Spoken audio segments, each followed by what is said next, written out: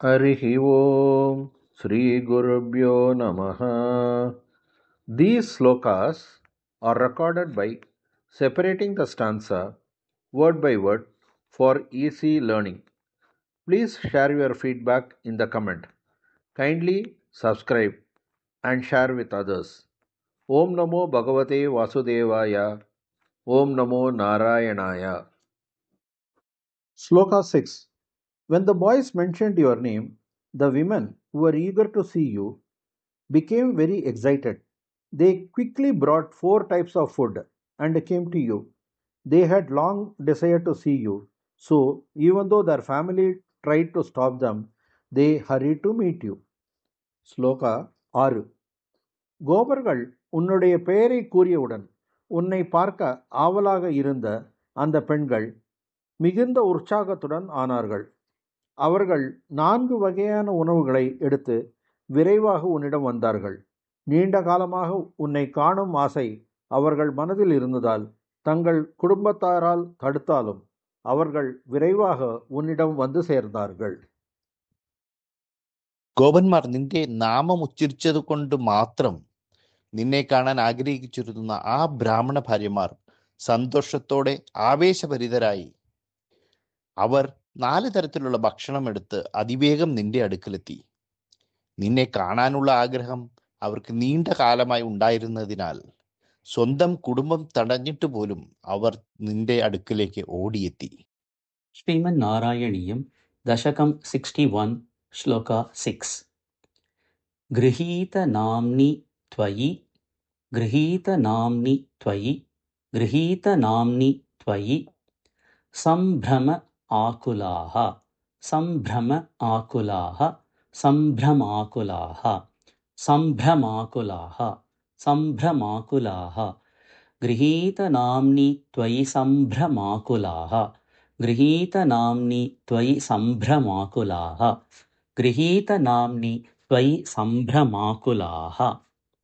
చతుర్విధం భోజ్యరసం చతుర్విధం భోజ్యరసం చతుర్విధం భోజ్యరసం ప్రగృహ్యతాః ప్రగృహ్యతాః ప్రగృహ్యతాః చతుర్విధం భోజ్యరసం ప్రగృహ్యతాః చతుర్విధం భోజ్యరసం ప్రగృహ్యతాః చతుర్విధం భోజ్యరసం ప్రగృహ్యతాః. గృహీతనామ్ని త్వయి సంభ్రమాకులాః చతుర్విధం భోజ్యరసం ప్రగృహ్యతాః గృహీతనామ్ని త్వయి సంభ్రమాకులాః చతుర్విధం భోజ్యరసం ప్రగృహ్యతాః గృహీతనామ్ని త్వయి సంభ్రమాకులాః చతుర్విధం భోజ్యరసం ప్రగృహ్యతాః గృహీతనామ్ని త్వయి సంభ్రమాకులాః చతుర్విధం భోజ్యరసం ప్రగృహ్యతాః. చిరం ధృత చిరం ధృత చిరం ధృత త్వత్ ప్రవిలోకన ఆగ్రహాః త్వత్ ప్రవిలోకన ఆగ్రహాః త్వత్ ప్రవిలోకనాగ్రహాః త్వత్ ప్రవిలోకనాగ్రహాః త్వత్ ప్రవిలోకనాగ్రహాః. చిరం ధృత త్వత్ ప్రవిలోకనాగ్రహాః చిరం ధృత త్వత్ ప్రవిలోకనాగ్రహాః చిరం ధృత త్వత్ ప్రవిలోకనాగ్రహాః. స్వకైః నిరుద్ధాః అపి స్వకైః నిరుద్ధాః అపి స్వకైర్నిరుద్ధా అపి స్వకైర్నిరుద్ధారపి స్వకైర్నిరుద్ధా అపి తూర్ణమాయయుః తూర్ణం ఆయయుః తూర్ణమాయయుః తూర్ణమాయయుః తూర్ణమాయయుః స్వకైర్నిరుద్ధా అపి తూర్ణమాయయుః స్వకైర్నిరుద్ధా అపి తూర్ణమాయయుః స్వకైర్నిరుద్ధా అపి తూర్ణమాయయుః.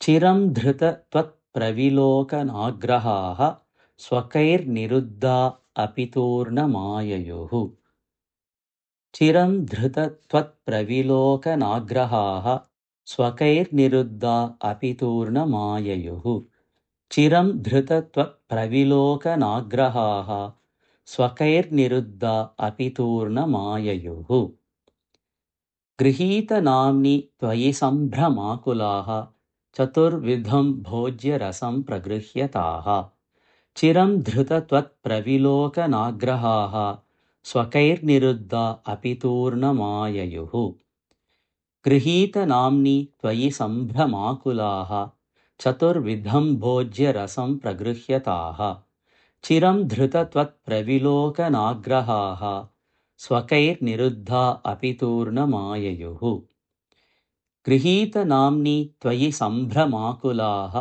चतुर्विधं भोज्यरसं प्रगृह्यताः चिरं धृतत्वत्प्रविलोकनाग्रहाः स्वकैर्निरुद्धा अपि तूर्णमाययुः गृहीतनाम्नि त्वयि सम्भ्रमाकुलाः चतुर्विधं भोज्यरसं प्रगृह्यताः चिरं धृतत्वत्प्रविलोकनाग्रहाः स्वकैर्निरुद्धा अपि तूर्णमाययुः गृहीतनाम्नि त्वयि सम्भ्रमाकुलाः चतुर्विधं भोज्यरसं प्रगृह्यताः चिरं धृतत्वत्प्रविलोकनाग्रहाः स्वकैर्निरुद्धा अपि तूर्णमाययुः गृहीतनाम्नि त्वयि सम्भ्रमाकुलाः चतुर्विधं